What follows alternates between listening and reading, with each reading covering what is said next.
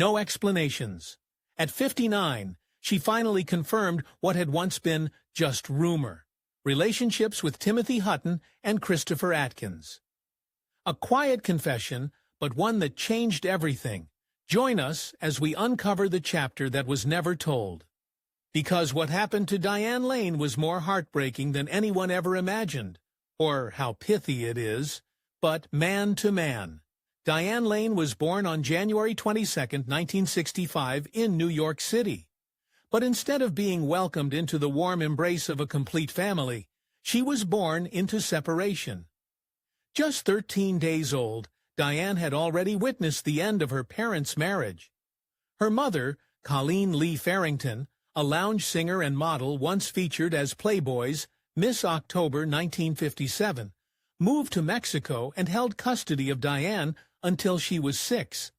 After that, she handed Diane over to her father. Her father, Burton Eugene Lane, was an acting coach who had once run a theater workshop with John Cassavetes. He worked as a taxi driver and later became a humanities professor at City College of New York. But as a father, he brought no stability into her life. Diane lived in cheap hotels, moving constantly, often riding alongside her father in an old taxicab across Manhattan. No consistent schooling, no place to truly call home. Her childhood was the glow of yellow streetlights through a taxi window, the smell of city streets, and the small stages where her father taught actors to perform. She didn't grow up in a family. She grew up inside unfinished scenes. With no one to catch her, Diane learned how to survive on her own. At 15, Diane made the bold decision to separate legally from her father, a daring and uncertain choice, but the only way she knew to reclaim some sense of control over her life.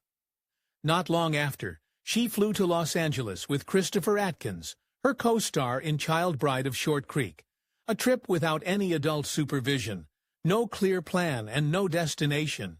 Later, she would describe it as a reckless act by a girl who had too much freedom too young.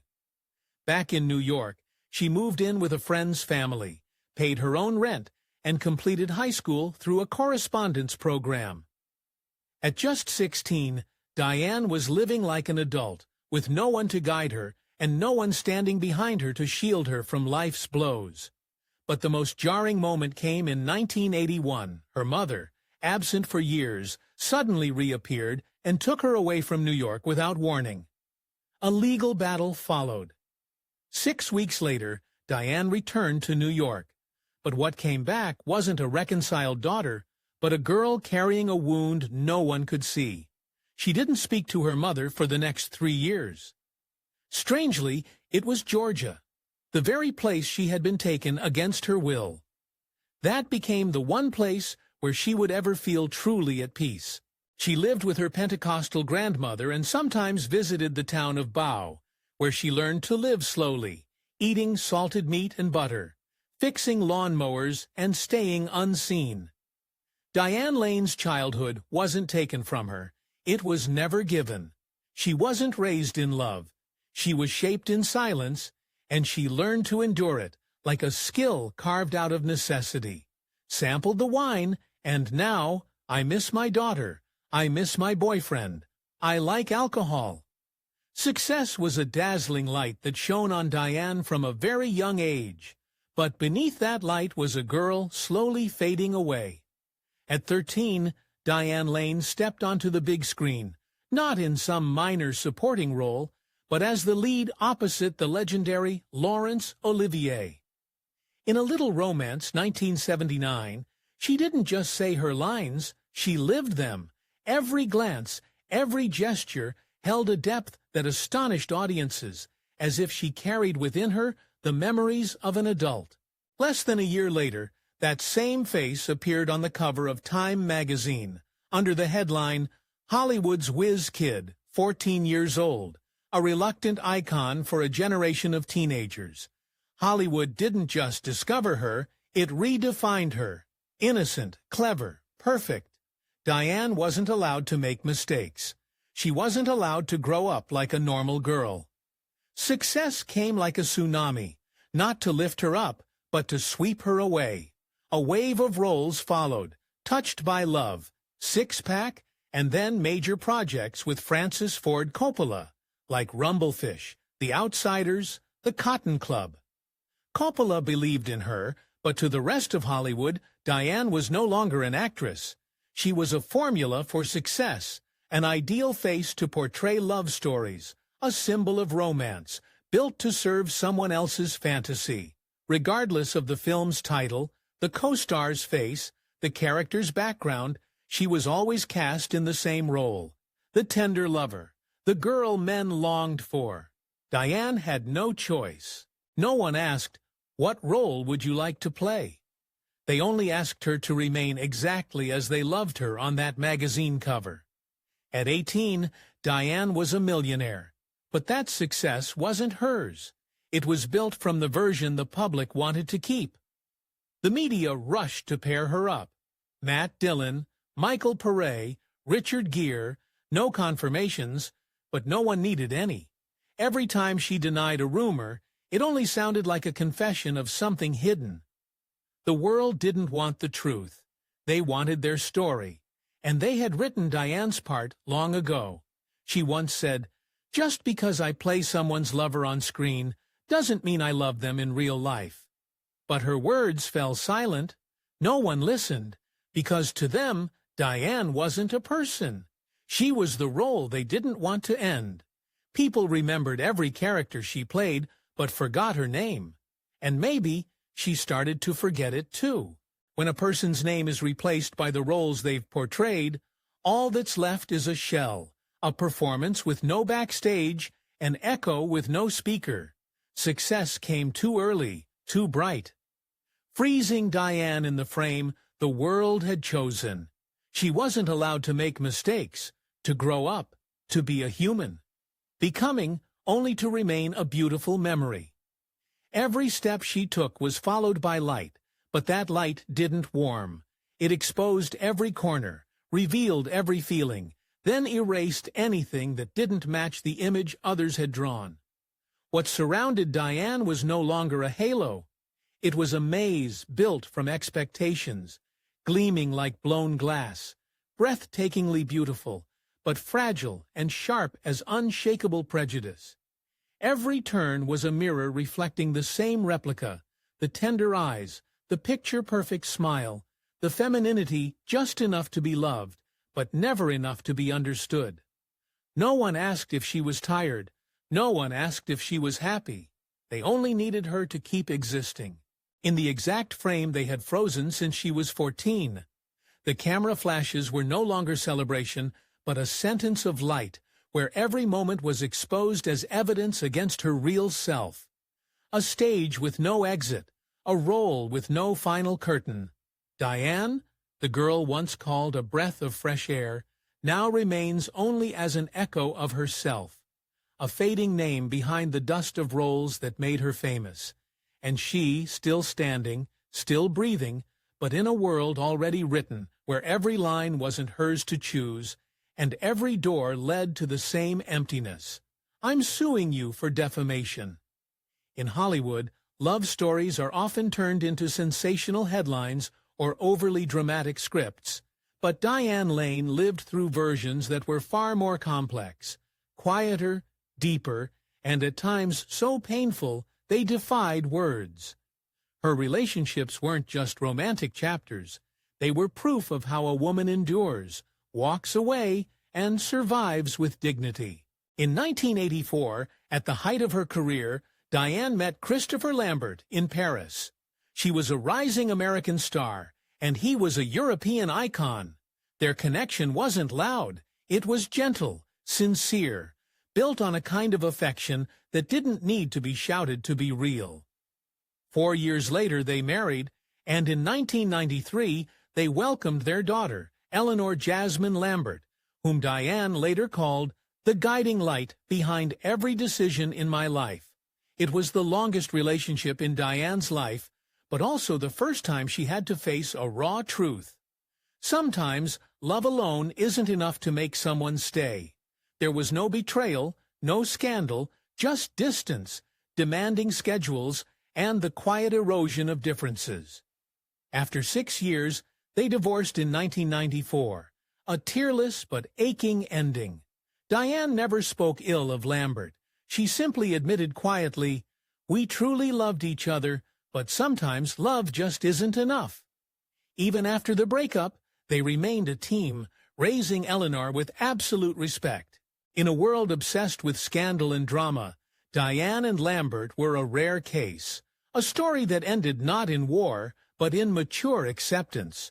For Diane, it was a kind of quiet strength, a choice to preserve peace even in the face of loss. Nearly a decade later, Diane once again allowed her heart to step out of its safe zone. The man she chose was Josh Brolin, a rugged, charismatic, and mysterious figure, carrying both wounds and a kind of brilliance. Their relationship wasn't gentle, it was fiery, intense, real. They married in 2004, and from the outside, it seemed like the perfect match between two weathered souls. But just 4 months later, all illusions shattered. On a tense night, emotions spun out of control. Diane, with trembling hands and a heart screaming from a crossed boundary, picked up the phone and called the police. Josh was arrested on allegations of domestic violence, a shockwave that triggered a media storm. Headlines blared, "Diane Lane assaulted by husband." The headlines fell like gunfire, flooding every corner of social media and the news. Paparazzi photos were exaggerated. Sound bites were sliced and distorted. Theories, outrage, and speculation swirled together like a storm, pulling Diane into an eye she had never prepared for. But Diane, she stayed silent. No interviews, no statements, no explanations, no accusations. Her silence wasn't weakness, it was a boundary. When the world demanded a word, she chose not to speak a single one. It wasn't avoidance, it was a form of pride. From that moment on, Diane disappeared from the spotlight. She stopped attending premieres and events. She returned to being a mother, to holding the home together, retreating as if to quietly stitch up the wounds where no one could see. That marriage continued in silence until Diane finally said, "Enough." In 2013, she quietly filed for divorce. No lawsuits, no counterattacks, no post-divorce press tour. Once again, she stepped out of the frame, calm, resilient, and without looking back. If her first marriage ended with kindness, the second left invisible wounds, not loud, but deep. She never called herself a victim. But by choosing silence over noise, walking away instead of fighting, Diane Lane made her strongest statement yet. Dignity sometimes lives in silence. This isn't a story about a woman defeated by love. It's the story of a woman who saw love with all its flaws and still dared to believe in it. A woman who carried a broken heart, not as a bitter scar, but as quiet material for the characters she would become. In every role since, the tormented wife in Unfaithful, the reborn soul in Under the Tuscan Sun, audiences could feel something real. Because Diane Lane wasn't just acting, she was distilling her own truth into art. Pain became presence. Silence became strength. Her personal story was never brought to the stage, but it lived in the pauses between her lines, in the weight of her gaze, in the way she walked away from a scene, with her head always held high, always in her own way. Love didn't destroy Diane Lane, it refined her. And because of that, we have one of the most quietly courageous women in Hollywood. Silent, but unforgettable. There are actors who step into their roles, and then there's Diane Lane, who lets her real pain dissolve into every character. Every time she appears on screen, she doesn't just perform. She walks into a piece of memory, reopens unspoken wounds, and turns them into art. After the collapse of her personal life, Diane Lane didn't return to the screen to start over. She came back like a quiet wave that swept everything away, and it was during this phase that audiences finally saw. Diane Lane was no longer a teen icon. She was a voice for fractured souls, for women who no longer needed saving, only to be heard. In 2002, Diane played Connie in Unfaithful, a wife who cheats not out of lust, but because she feels forgotten in her own marriage. The scene where she sits on the train after her first betrayal, hands trembling, eyes clouded, breath broken, became iconic. No lines, no dramatic gestures, just a woman grappling with her own conscience. Few know that scene wasn't in the original script. The director simply said, "Just roll." Diane closed her eyes and let the emotion flow. One take, no second chance. And that was the moment that left the entire world breathless. That role earned her an Oscar nomination. But more importantly, it was Diane Lane's declaration. "I can say everything in silence. No lines, no tears, just a gaze and the cracks in a soul." Just a year later, she moved audiences once again in Under the Tuscan Sun. The story of Frances, a woman leaving behind a broken marriage to begin again in Italy. She wasn't looking for love. She wasn't waiting to be saved. Frances was searching for herself, alone. Only those who've been through heartbreak truly understand how the loneliness in a beautiful Tuscan villa can feel more haunting than any argument. Diane admitted, "Filming in Italy felt like a dream at first, but after 5 weeks she was exhausted. She cried from missing her daughter. She had eaten every Italian dish, drank all the wine, but still felt an emptiness nothing could fill. And that feeling she carried into every step Frances took on screen. Even before the world recognized Diane Lane as the queen of rebirth roles, she had quietly opened that door with A Walk on the Moon, 1999.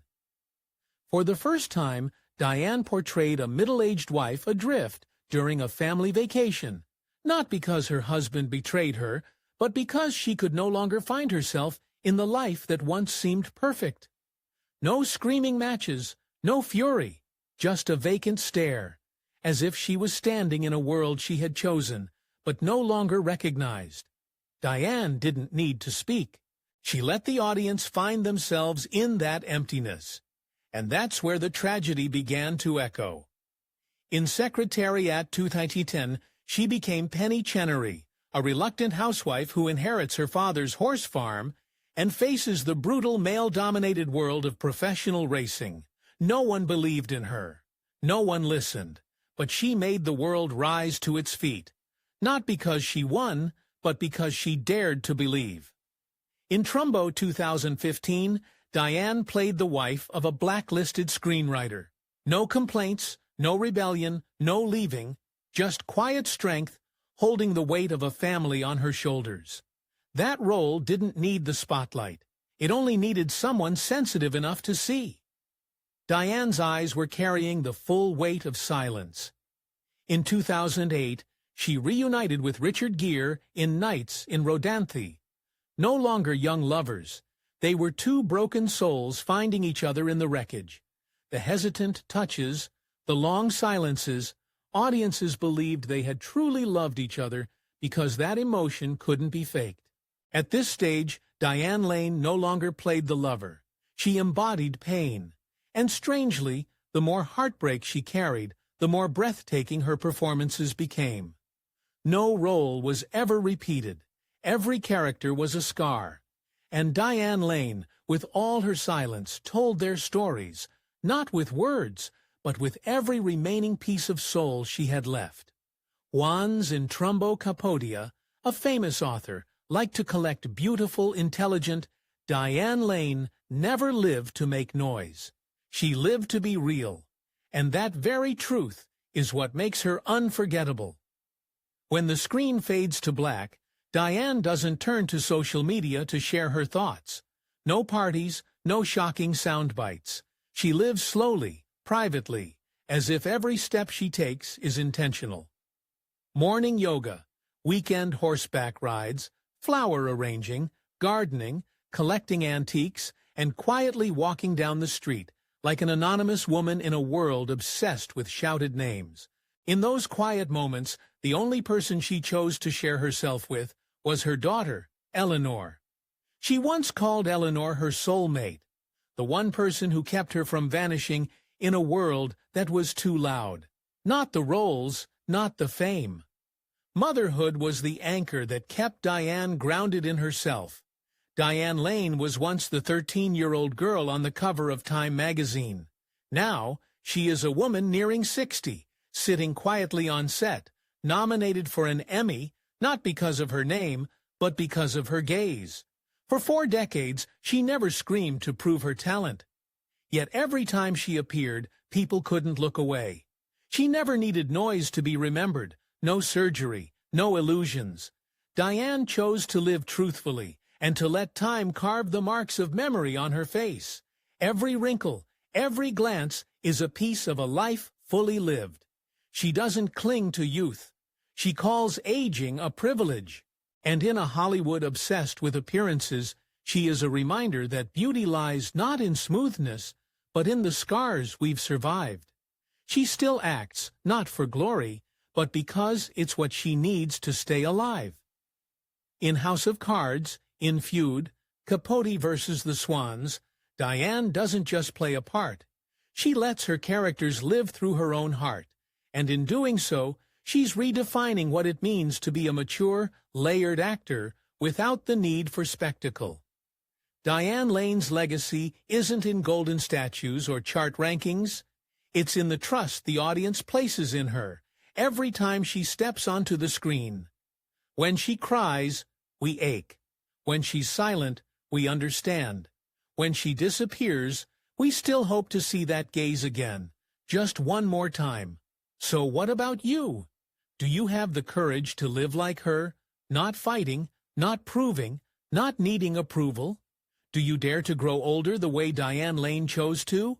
Yes, she is. And now, to truly understand Diane Lane's journey, we can't just look at the spotlight or the glittering success. We have to look back to the little girl who grew up in rundown hotels, riding through the streets of Manhattan in her father's taxi. No home, no school. A child who legally emancipated herself, stepping into the world with no guide to follow. We have to see the woman who was pushed into roles others wanted her to play, only to quietly rediscover herself through the fractures of her own life.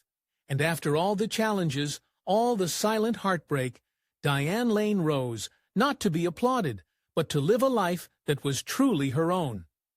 No noise, no applause. She simply lived, quietly, simply, but with unmistakable dignity. And from that stillness, she left behind something priceless, a life not lived to please the world, but to stay honest with herself. And you? Do you have the courage to choose a life like hers? Imperfect, but free and true? Are you willing to walk through the trials and learn to love yourself again, just as Diane Lane did? Music fades.